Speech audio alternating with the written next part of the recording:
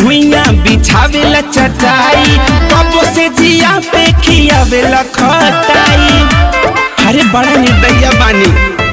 हाँ कबो लेके भुइया बिछावेला चटाई, कबो से जिया पे खियावेला खटाई। कमर पे जोर अभी बानी कमजोर, फिर सहलब न देवा सजा। करी ना जानी पी के गजा, लगल बाटे करहन राजा। करी ना जानी पी के गजा, लगल बाटे करहन राजा।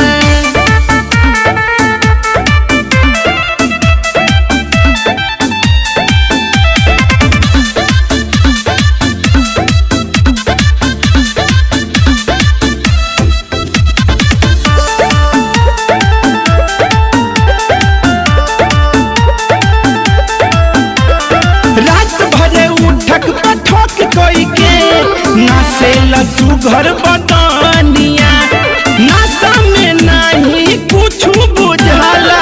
नया नहर बानी कोनिया, नया नहर बानी कोनिया। हाँ रात भरा उठक पठक कोई के नासे लसु घर बदनिया, नासा में नहीं कुछ बुझाला। नया नहर बानी कोनिया।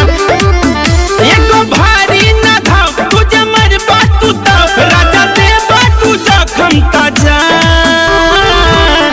करी ना जानी पी के गजा, लगल बाटे करहन राजा। करी ना जानी पी के गजा, लगल बाटे करहन राजा।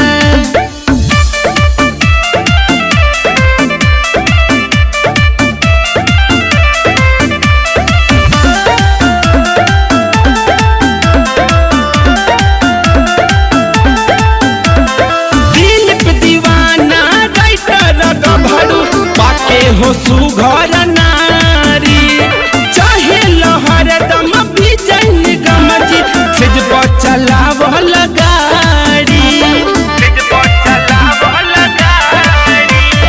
दिनेश दीवाना राइटर गभरू, पाके हो सुघर नारी, चाहे लहर दम भी जैन गमजी, सेज चलावल तू गाड़ी।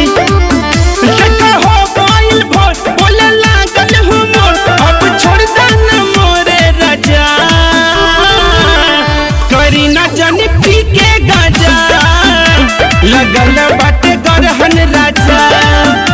करी ना जानी पी के गजा, लगल बाटे करहन राजा। कबो लेके भुइया बिछावेला चटाई, कबो से जिया पे खियावेला खटाई।